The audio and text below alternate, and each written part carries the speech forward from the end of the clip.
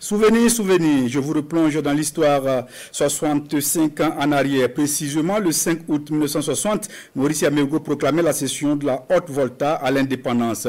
Ce jour-là, c'était un moment historique, une victoire et surtout une joie pour le peuple voltaïque. Indépendance, Tchakia, retour sur cette période historique de notre pays avec Lambert Souma.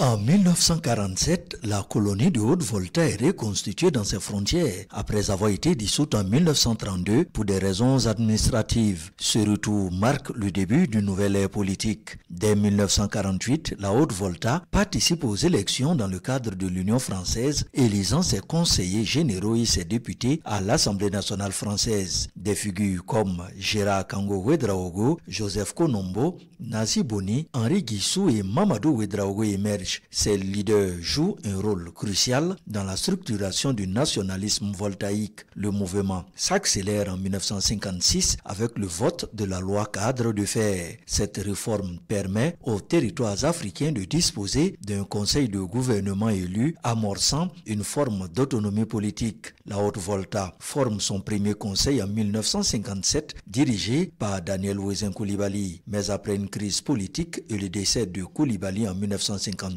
Maurice Yameogo, alors ministre de l'Intérieur, prend les rênes du gouvernement. Le 11 décembre 1958, la Haute-Volta devient une république autonome au sein de la communauté française. Elle tente brièvement l'expérience fédérale avec la Fédération du Mali avant de se retirer pour rejoindre le Conseil de l'Entente aux côtés de la Côte d'Ivoire, du Niger et du Dahomey, actuel Bénin. Le 11 juillet 1960, les accords de transfert de compétences sont signés avec la France. Et le 5 août 1960 à minuit, Maurice Yameogo proclame l'indépendance de la Haute-Volta. Dans un discours empreint de gravité et d'émotion, il invoque le droit naturel de l'homme à la liberté, à l'égalité et à la fraternité. Le pays devient souverain, libre de tracer sa propre voie. Ce moment historique est l'aboutissement de 15 années de lutte politique, de réformes administratives et de mobilisation populaire. Des générations de militants, de parlementaires, d'enseignants, d'anciens combattants et de chefs traditionnels ont œuvré pour